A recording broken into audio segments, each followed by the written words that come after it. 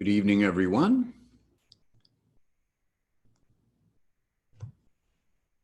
Welcome once again to Bhagavad-gita Satsang. I'm Hari-kirtana, and it's a pleasure for me to be here with you, an honor to have you here with me. And I see some of you are, in fact, here with me. And if you would do me the kindness of confirming that you are able to hear the words coming out of my mouth by raising your hands, thank you very much. And we can proceed to our usual housekeeping chores.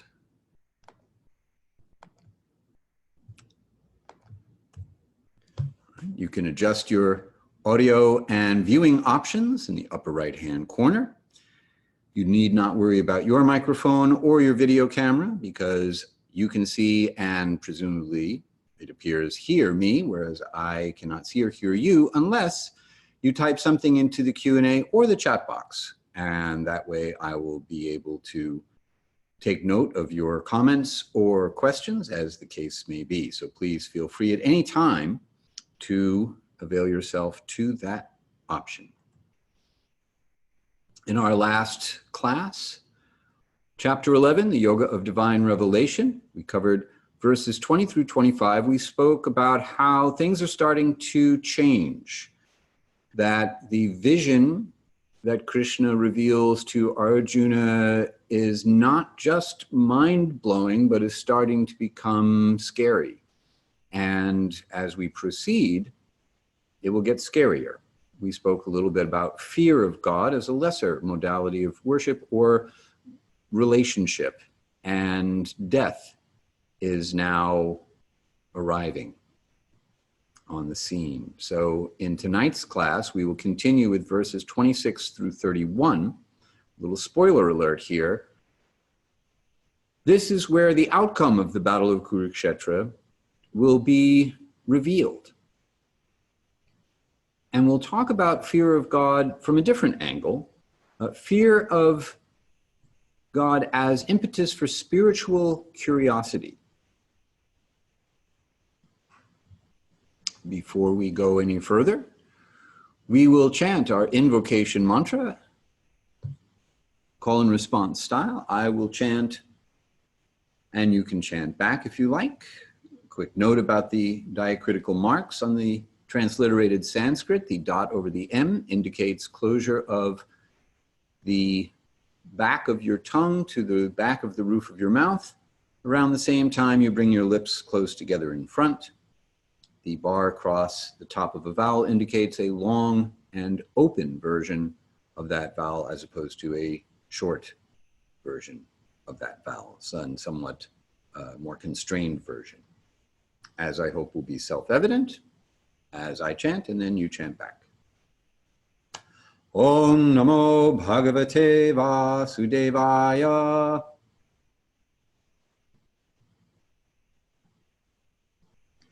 Om Namo Bhagavate Vasudevaya.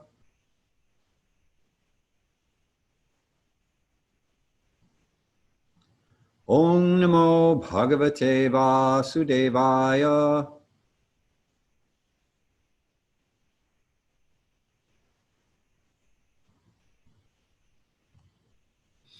Translation: I offer my respects to the Supreme Person, the Son of Vasudeva, who is the all-pervading transcendence, simultaneously a Vishnu mantra and a Krishna mantra, indicating the all-pervading transcendence, Vishnu, and the son of Vasudeva, otherwise known as Vasudeva, who is Krishna.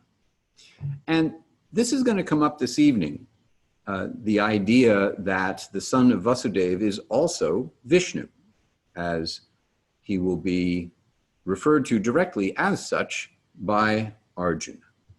All right. So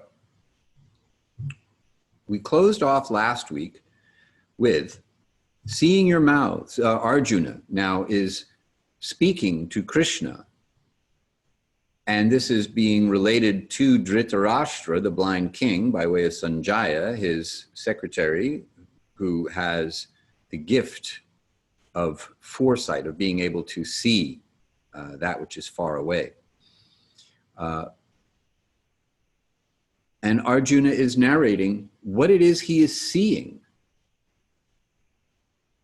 Seeing your mouths with their terrible teeth and your deathly faces bellowing searing fires of cosmic devastation.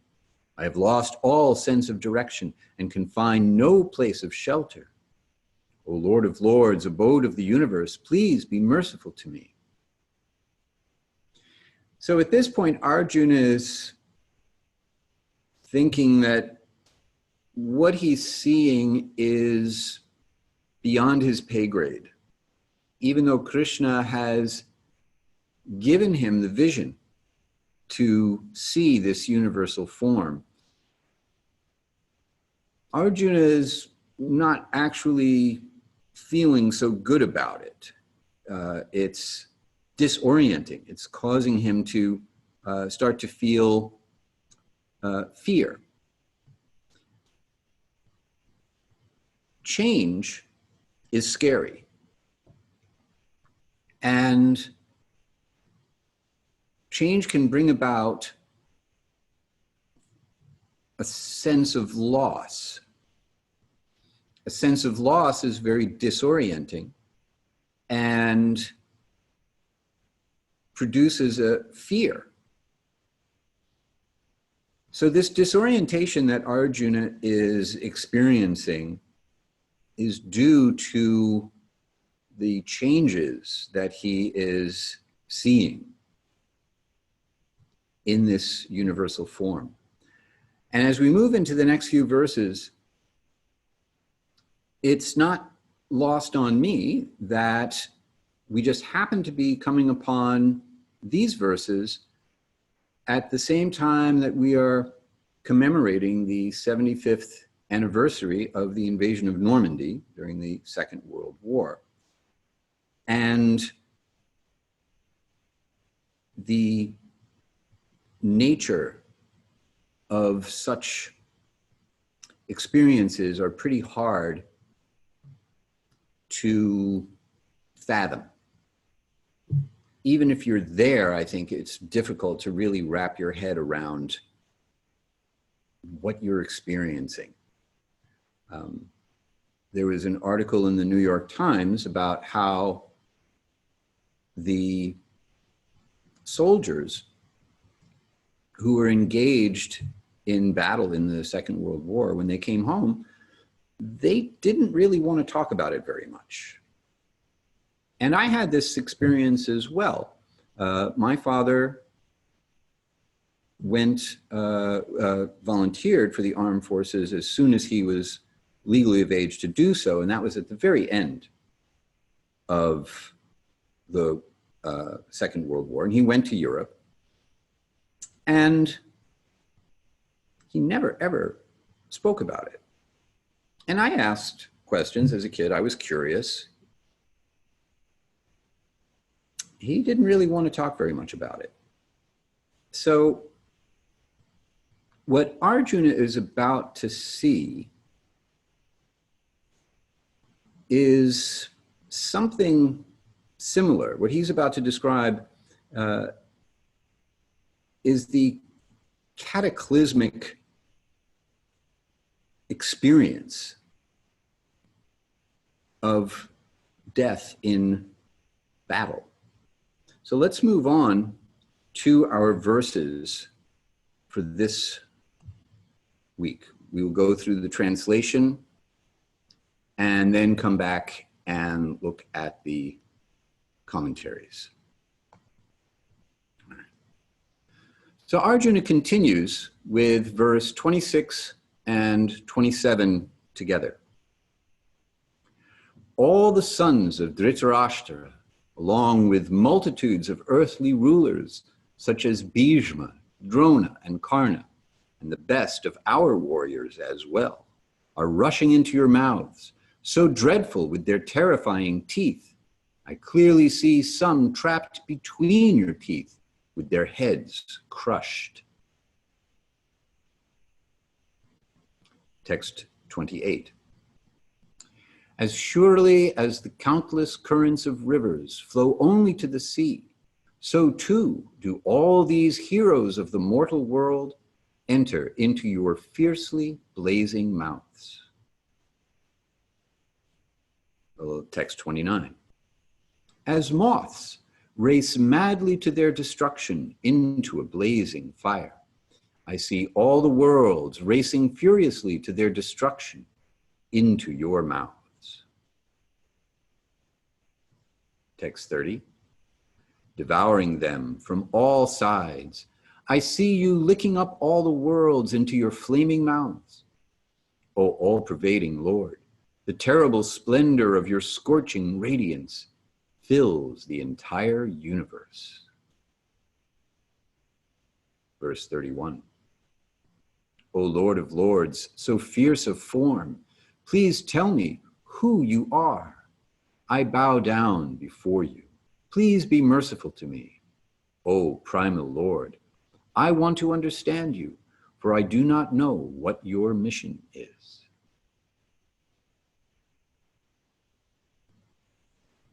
All right. Pretty hair-raising stuff. And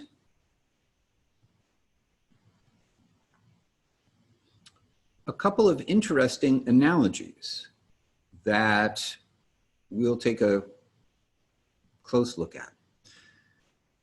So once again, verses 26 and 27, Arjuna continues, all the sons of Dhritarashtra, namely the Kaurava army that is opposed to Arjuna's own and his brother's own army, his cousins and all of their allies, along with the multitudes of earthly rulers such as Bhishma, Drona, and Karna. And the best of our warriors as well are all rushing into your mouths, so dreadful with their terrifying teeth. So Bhishma is the grandsire of the entire Kuru dynasty that is now engaged in this fratricidal war to determine who will succeed to the throne. Drona is Arjuna's teacher and also the teacher of his opponents, that is to say, his martial arts teacher, his guru as a warrior. And Karna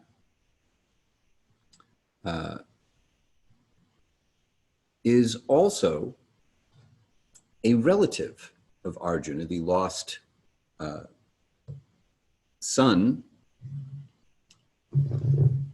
of Kunti Devi, Arjuna's mother. And these three warriors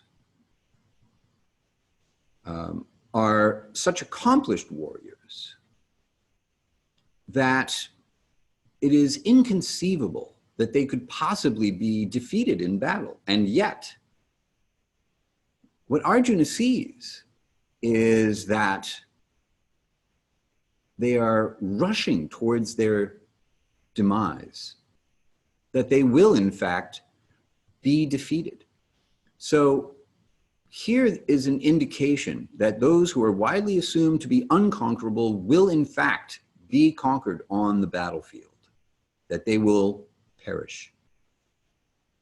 Arjuna is concerned at the beginning of the Bhagavad-gita about his own culpability in bringing about the deaths of any warrior. But it's inconceivable to him that these warriors, in particular, could possibly be at risk of dying in this battle. And yet he sees that that is precisely what is going to happen.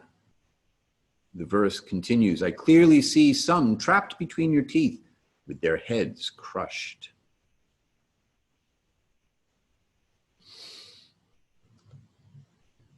So Arjuna is, of course, concerned about the outcome of the battle.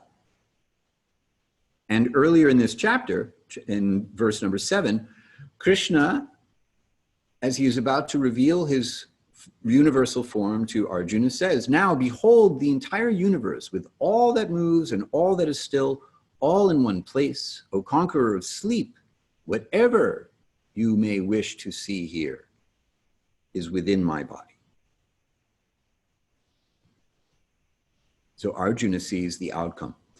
And by extension, Sanjaya also sees the outcome of the battle and relays what Arjuna is seeing to Dhritarashtra, who at the very beginning of the Bhagavad-gita, the very first verse, asks Sanjaya, "When my sons and the sons of my late brother Pandu assembled on the field of righteousness at Kurukshetra with their respective armies determined to fight, what did they do?" Well, now he hears the answer. His sons and the army of the Pandavas, what did they do? They died on the battlefield. This will not be good news for Dhritarashtra. He is hoping that somehow or other his sons will emerge victorious from this battle. And here, before the battle has even begun, he is informed that it is not going to happen, that even the unconquerable warriors who are allied with his son Duryodhana will perish.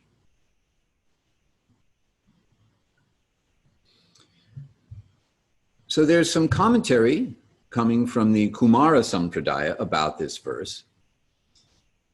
And it says that the Vishvarupa, the universal form, was revealed to assure Arjuna of his inevitable victory and the resultant fame that will come with the Pandavas' victory over the Kauravas.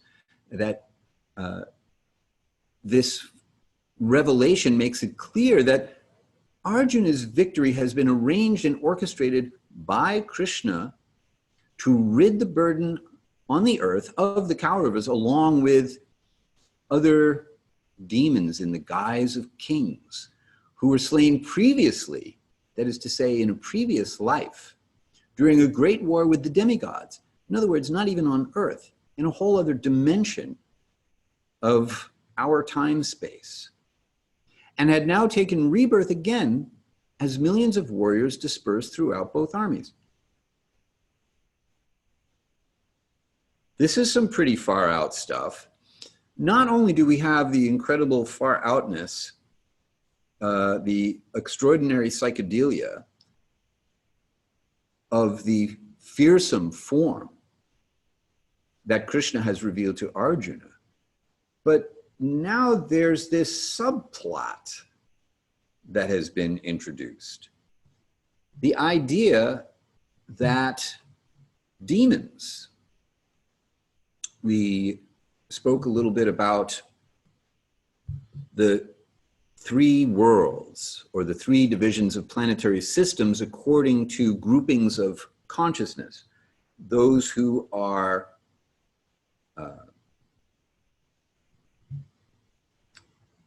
pious or munificent, beneficial beings, demigods. Those who are envious, malicious, demons, asuras, as opposed to suras. Sura means demigod, asura means a demon. So now we're hearing that prior to the battle of Kurukshetra, prior to all of what has led up to this battle, there's a whole other subplot going on. And to get the details of this subplot, we have to go back to the advent of Krishna, to Krishna's appearance in the world some 100 years before the events that are taking place on the Battle of Kurukshetra. Those details are described in the 10th canto of the Srimad Bhagavatam, which is right about there on the shelf behind me. But rather than pull that book off the shelf and read from that, I have a condensed version of this backstory, this subplot, in a summary study of that 10th canto called Krishna, the Supreme Personality of Godhead. And the opening paragraphs of chapter 1, called The Advent of Lord Krishna, describe what is being referred to in this commentary. So I will share that with you.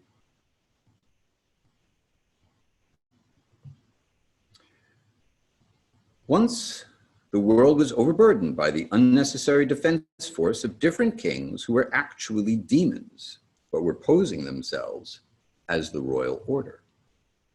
At that time, the whole world became perturbed, and the predominating deity of this earth, known as Bhumi, went to see Lord Brahma to tell of her calamities due to the demoniac kings. Bhumi assumed the shape of a cow and presented herself before Lord Brahma with tears in her eyes. She was bereaved and was weeping just to invoke the Lord's compassion. She related the calamitous position of the earth, and after hearing this, Lord Brahma became much aggrieved. And he at once started for the ocean of milk, where Lord Vishnu resides. Lord Brahma was accompanied by all the demigods, headed by Lord Shiva, and Bhumi also followed, arriving on the shore of the milk ocean. Lord Brahma began to pacify Lord Vishnu, who had formerly saved the earthly planet in a previous incarnation.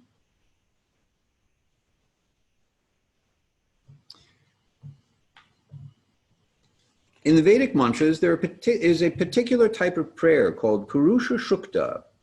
Generally, the demigods offer their obeisances unto Vishnu, the Supreme Personality of Godhead, by chanting the Purusha Shukta. It is understood herein that the predominating deity of every planet can see the Supreme Lord of this universe, Brahma, whenever there is some disturbance on their planet. And Brahma can approach the Supreme Lord Vishnu, not by seeing him directly, but by standing on the shore of the ocean of milk. Probably wondering, what's up with the ocean of milk? There is a planet within this universe called Shvetadvip, and on that planet there is an ocean of milk. It is understood from various Vedic literatures that just as there is an ocean of salt water on this planet, there are various kinds of oceans on other planets. Somewhere there is an ocean of milk, somewhere there is an ocean of oil, and somewhere there are oceans of liquor and many other types of liquids. The Purusha Shukta is the standard prayer which the demigods recite to appease the Supreme Personality of Godhead, Kshirodakshayi Vishnu. Because he is lying on the ocean of milk, he is called Kshirodakshayi Vishnu.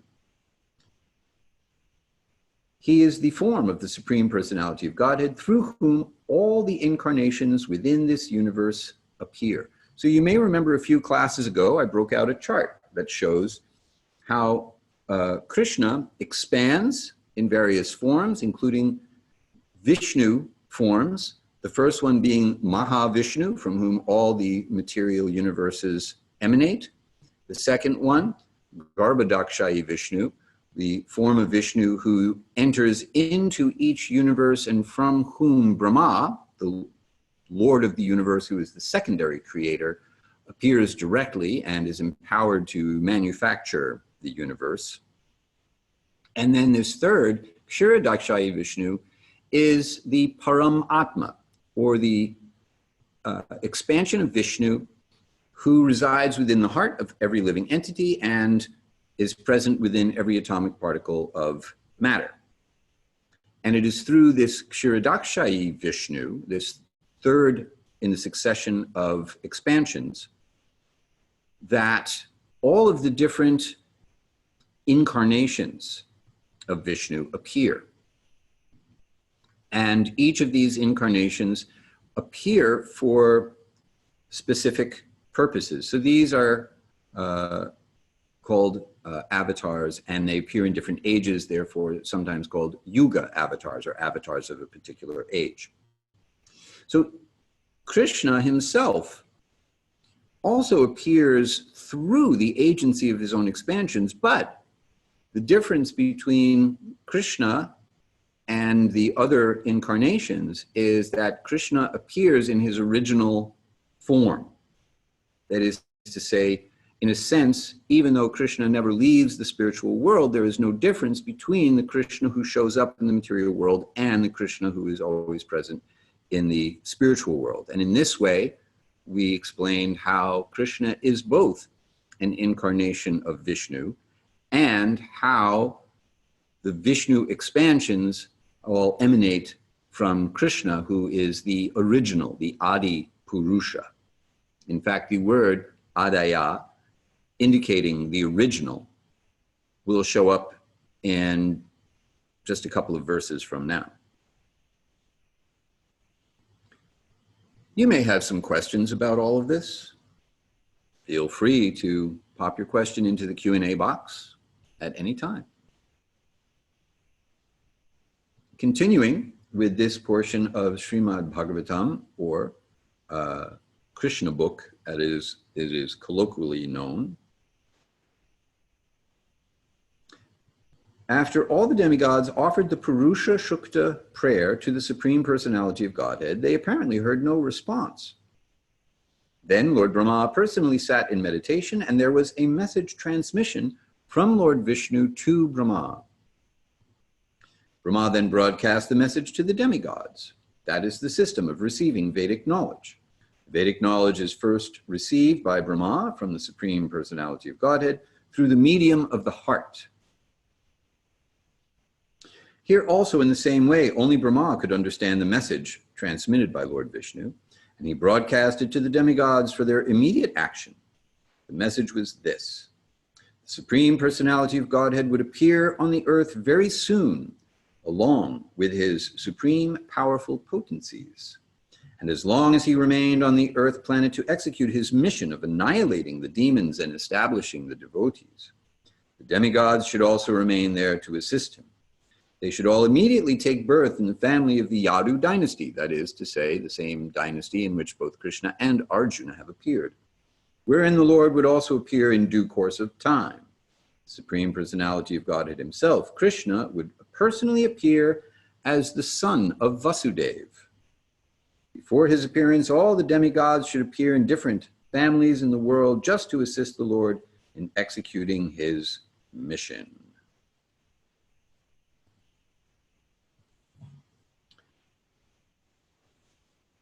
So there you have it. Earlier in the Gita, we hear that Krishna describes that he appears when there is a rise in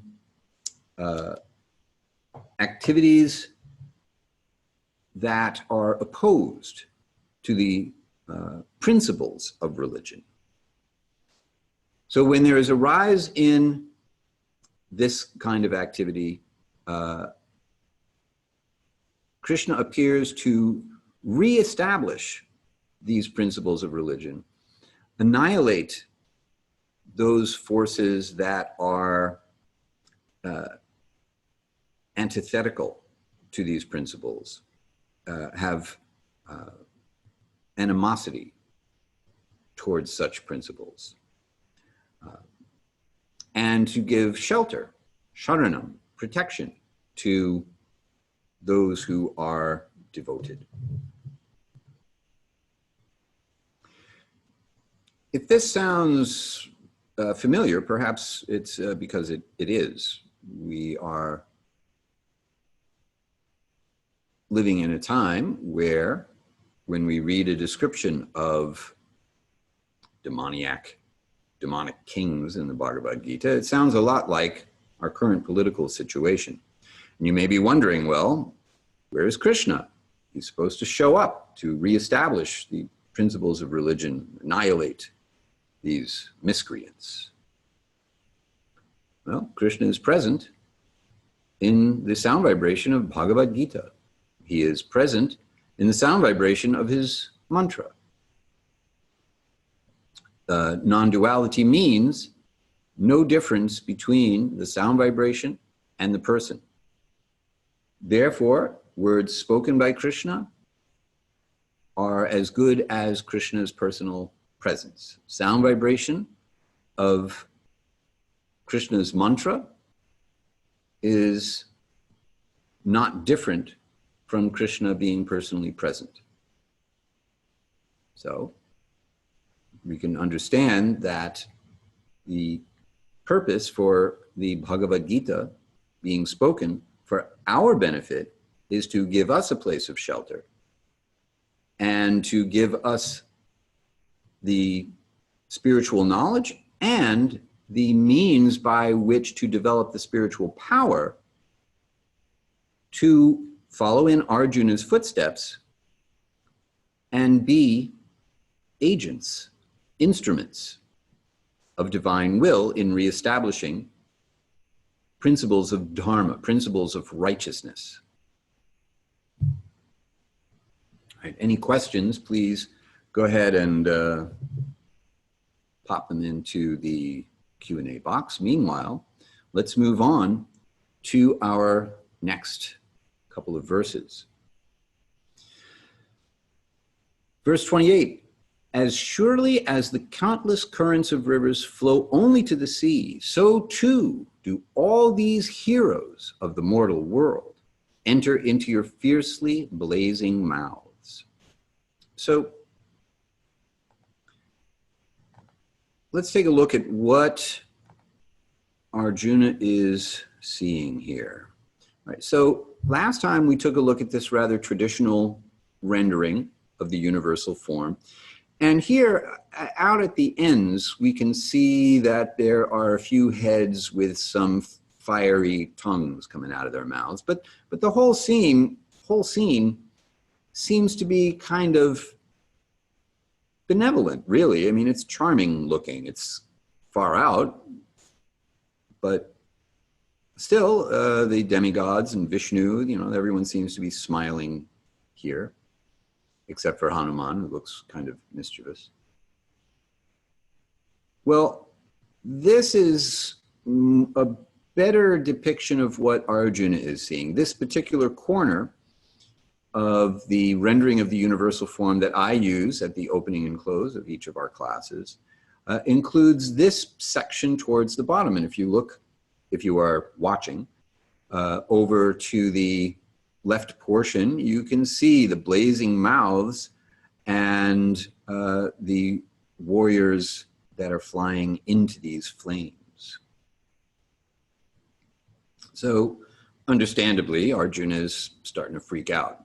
This is now the dark side of God being revealed.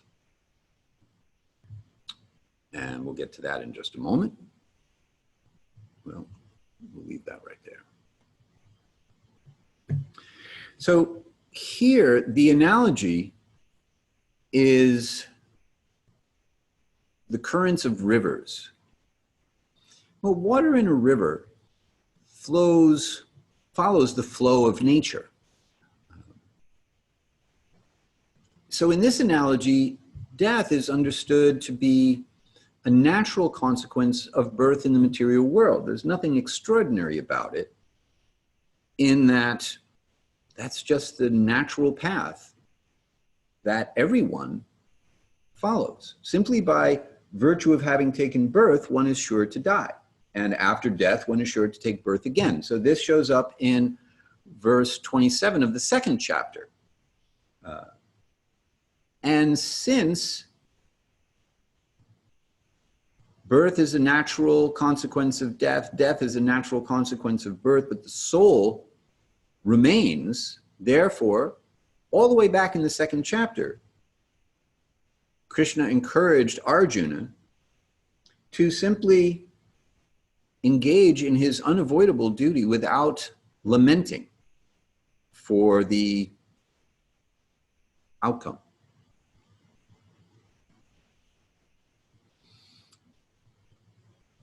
So the mighty warriors of both armies are being helplessly carried into the mouth of death, the flaming mouth of death, just as a leaf that falls from a tree into a river is propelled down the river, the currents overwhelming the leaf. So here in this example, this is just natural. The next example is a little different. In verse 29, Arjuna says, as moths race madly to their destruction into a blazing fire, I see all the worlds racing furiously to their destruction into your mouths. So whereas one who flows down a river passively obeys the natural current, the natural flow of the river, here Arjuna is saying there's intentionality, that a moth will actually fly directly into a flame, not realizing that it will be destroyed. And similarly, he sees all the worlds racing furiously to their destruction. So all the worlds, the Sanskrit word used here is loka.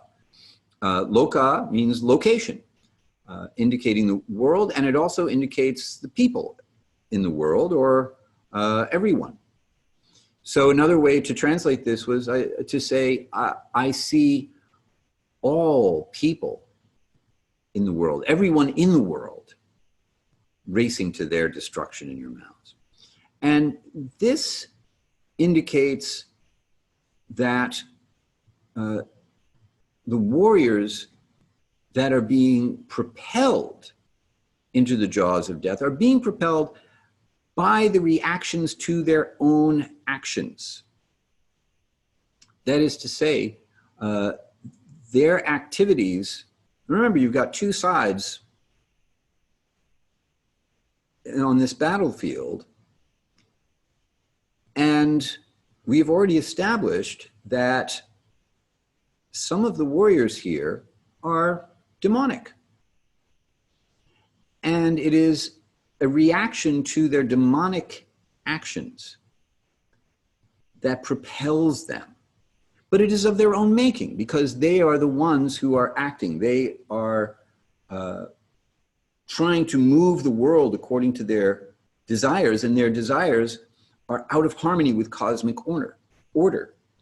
So that results in a helplessness insofar as all of their efforts to try to move the world, to control the world, to occupy the position of Ishvara, the controller of everything, actually only results in a deeper entanglement in material existence, the primary feature of which is death. The material world is compared to a blazing fire. We hear the phrase, the blazing fire of material existence. In fact, the word nirvana means no more forest fire. So no vana, forest, no forest fire, no wandering, no more wandering in the forest, or no more being subject to the blazing fire of material existence. So one of the things that's interesting here, for me at least, you may also find it interesting, is this is just the opposite of a popular kind of mantra in the yoga community, namely, Loka samasta sukhino bhavantu, which is commonly translated as may all beings everywhere be happy and free, and may the thoughts, words, and actions of my own life contribute in some way to the freedom and happiness for all. A tighter translation might be, may all the worlds experience the sweetness of spiritual emotions. Either way, it's a benediction. And it sounds happy and nice. And here it seems as if Krishna is saying, may all the worlds hurtle furiously into my flaming mouths and everyone die. It's just not quite as cheerful. Well, the material world is not designed to be a cheerful place in the end, and the universal form is meant to demonstrate that. In order for the Supreme Being to be complete, there has to be both darkness and light. And here we are seeing the darkness, namely the material world. You can think of the material world as the dark side of the force. Now, of course, within the material world, you get subsets of light and dark. But it's not all light, and it's not reasonable to expect the material world to be all rainbows and unicorns. Because for one who has taken birth, death is certain. And nobody likes that. That is a change that involves a complete loss of everything. Body is gone. Whatever possessions you have, you can't take them with you. Your relationships, well, they'll just have to pick up on the other side, perhaps.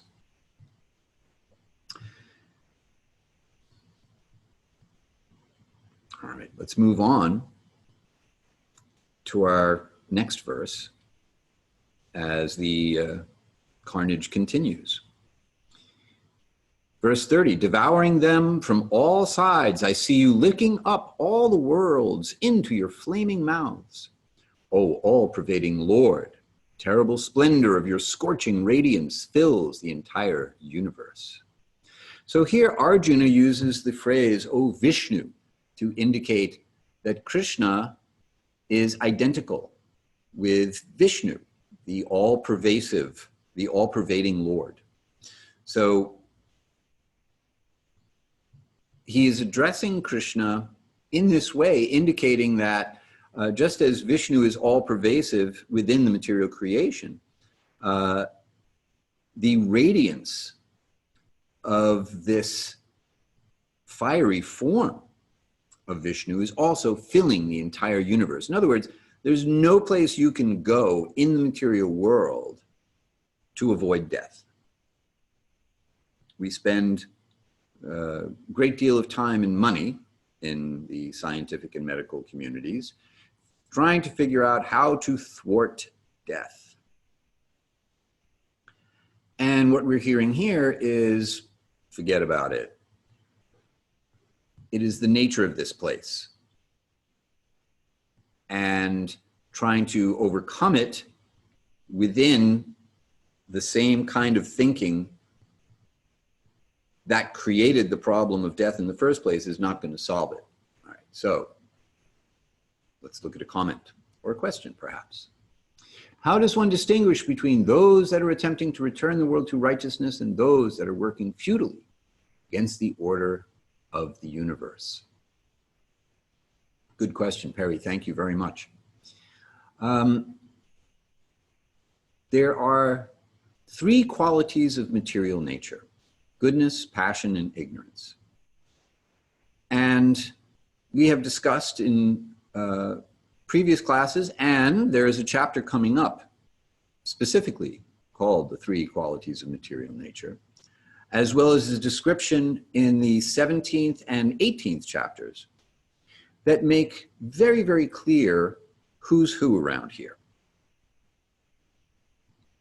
Ironically, Krishna's description of the demonic nature a lot of people would identify as being just like regular folks.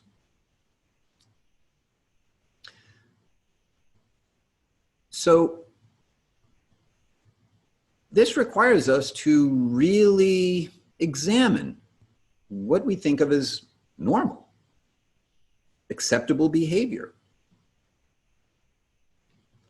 So those who are operating in the mode of goodness, that is to say, people endowed with the characteristics of kindness, gentleness, equanimity, and equal vision, seeing all beings as spiritually equal, who pursue knowledge for the sake of knowledge, and who are anxious to disseminate spiritual knowledge, both for the upliftment of all individuals and for the sake of establishing a set of values that bring us into a state of harmony.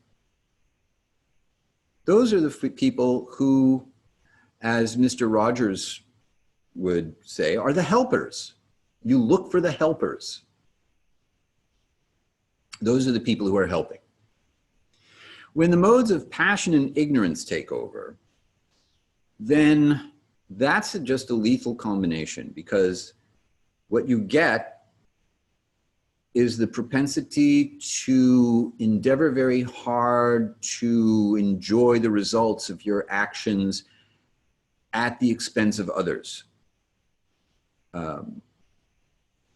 Those who exploit others for the sake of their own enrichment.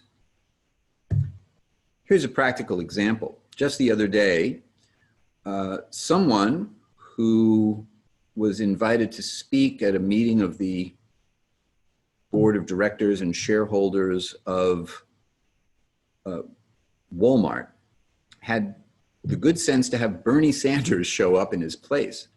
And Senator Sanders just blasted these people on account of the company is owned by the richest family in America, worth billions, hundreds of billions of dollars. I don't remember the exact figure. And yet, somehow or other, they can't afford to pay their employees a living wage.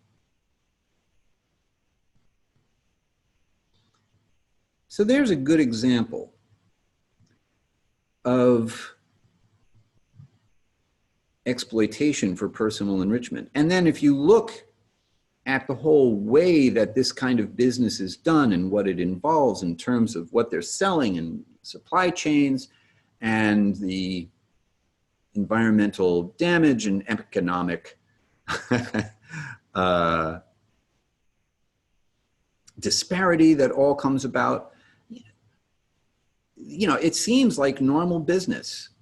You know, even Nancy Pelosi says to the Social Democrats, hey, get over it, we're capitalists, you know, that's just the way we are. Well, that's, you know, why they're part of the problem. And why protecting the incumbency of current Congress people should not really be the priority of the people who run the Democratic re-election nominating process. You know, I'm sure Reggie can tell me what that's called. I forgot. Anyway, you get the idea. When people are, and I don't mean to just like pick on one particular political party. In fact, I'm not. I'm picking on both of them. So there you go. Now I feel like an equal opportunity grouch. Thank you, Jessica. A book recommendation for all of us, Charles Eisenstein's Climate, A New Story, a new book by this author, courtesy of Jessica, thanks. Anyway, that's what you're looking for. And if you look in the Bhagavad-gita under the chapter of the 3 qualities of material nature, you look in the 18th chapter and the 17th chapter, you will see very clear descriptions of the kind of behavior that makes it easy to recognize who is an enemy of cosmic order and harmony with cosmic order, and who is actually a defender of Dharma, cosmic order. Thank you very much for your question. Let's now come to the verse that we're going to chant this evening. This is our last verse for the night. And the meter is a little different from what we've been chanting for the most part, although in this section we've been covering this meter. This is a 11-syllable meter as opposed to an 8-syllable meter, which is what you will find in most of the verses of the Bhagavad-gita. So let's see, you already know about the bar over the vowels. The apostrophe before consonant indicates that a vowel was dropped in order to connect to the vowel that ends the word before it. The tilde over an N indicates a nya sound. And when it appears after a J, the J is transformed into a G-ish sound. And that's it. Also, you pronounce each letter that you see in transliterated Sanskrit. So the last word has 2 T's, and we're going to hit them both. So here we go. I will chant one line at a time, and you can chant each line back. Akhya himeko bhavan ugra rupo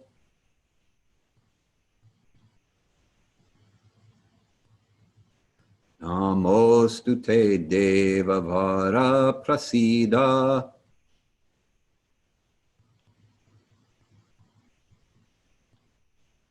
Vigyatum ichchami bhavantamadyam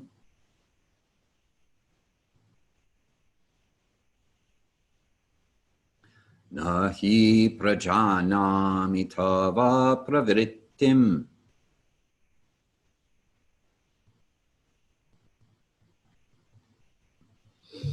I neglected to mention that C's are always a CH sound in transliterated Sanskrit. Translation, once again, O Lord of Lords, so fierce of form. That is to say, Ugra Rupa. Ugra means fierce, angry. Rupa, form. Please tell me who you are. I bow down before you. Please be merciful to me, O primal Lord. I want to understand you, for I do not know what your mission is. So, Lord of Lords translates the phrase Devavara, or great one amongst the demigods, the greatest of all the gods, therefore the Lord of Lords. And Bhavantam Adyam indicates you, the original. So Adyam, like Adi, means first. In the Brahma Samhita, the refrain, Govindam Adi Purusham Tamaham Bhajami, I worship Govinda, another name for Krishna, the primeval Lord, or the original person, the Adi Purusha. And so here, Arjuna is expressing his confusion. All right, I see it, but I don't understand, what it is I am seeing.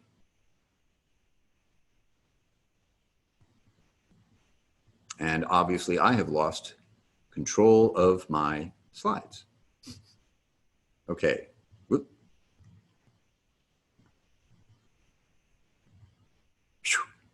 Wow, that was crazy.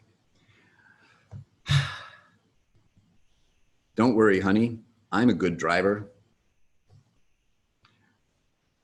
Let's see if I can now get up here. Okay, so the purpose of this question is to know the particular attributes inherent in Krishna's divine transcendental nature.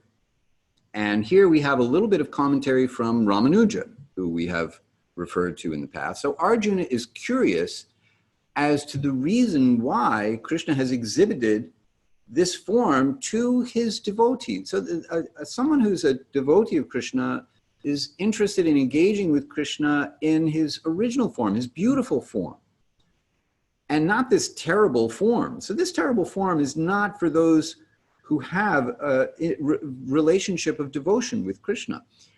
And Arjuna is Krishna's devotee. So even though he asked to see this, now he's wondering, why did you consent to my request and show me this freakish, like it's amazing, but it's also freaking me out. So there's the wonderful form of cosmic glory, but then there's this terrible form of death.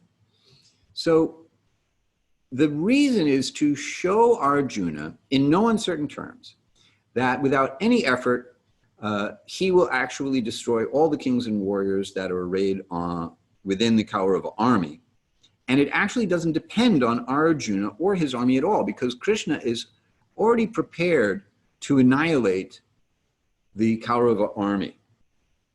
And all he's asking Arjuna to do is be his instrument. So this is going to be an act of surrender to divine will. And therefore, this fearsome form has now generated Arjuna's curiosity. Now that he's seen it, he wants to understand what's going on here. Therefore, spiritual curiosity has become a product of Arjuna's fear. And this can work for us as well. If our first understanding is that the Supreme Being is all-powerful, then rather than turning and running in fear, we may use the natural fear that comes about when someone who's very small, like us, is faced with someone who is very big, like the Supreme Person, and get curious, try to understand. What is the source of this power? Who is the source of this power? What is their purpose in manifesting this power? So we can use any fear that we might have of a Supreme Being and flip it around to become curious about the person behind this unlimited scary force. And that takes us to the end of tonight's class.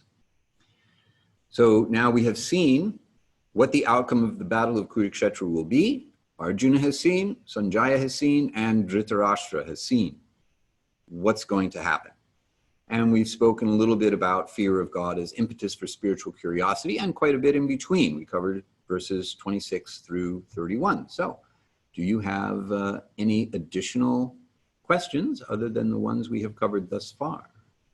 And in the moment between now and then, as I await your questions, I want to let you know about something you probably already know about. Oops. Because I sent you an email letting you know that I'm doing a free webinar next Wednesday, this coming Wednesday, June 12th at 1 p.m. Sanskrit Made Simple for Yoga Teachers. If you are not a yoga teacher, you may still be interested in learning more about how to pronounce Sanskrit. We go over this, of course, in our verses in our Gita class.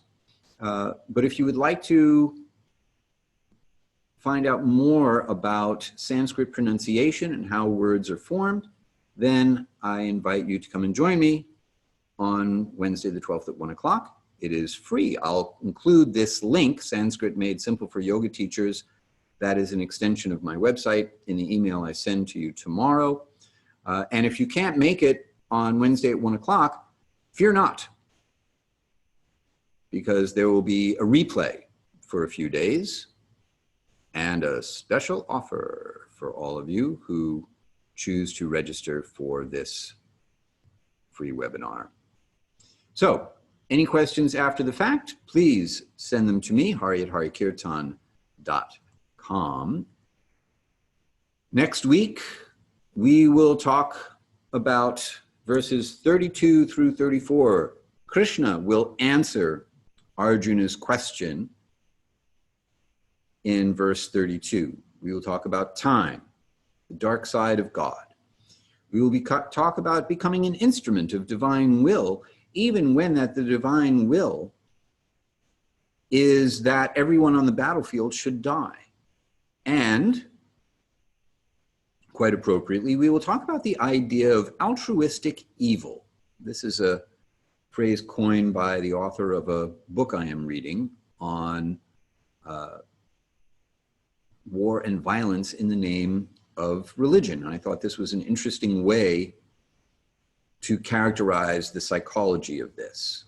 So we will talk about Krishna's revelation and also its implications from a social standpoint. How are we to understand when divine will involves killing people in its proper context, as opposed to the context of the demonic appropriation of the idea of religion for irreligious causes. So we're just going to cover a few verses next time, just because the subject is going to be so intense and deep as we get into these issues. All right, last call for questions. You got anything for me? All right. I will look forward then to hearing from you via email. And of course, I will look forward to seeing you next time when we reconvene next week. As always, it's a special honor for me to have you here spending your time with me, the most valuable thing that you have. And it's a great pleasure for me to spend my time with you. So thank you very much. I hope you have a wonderful rest of your evening. I look forward to seeing you all next time. Have a nice night.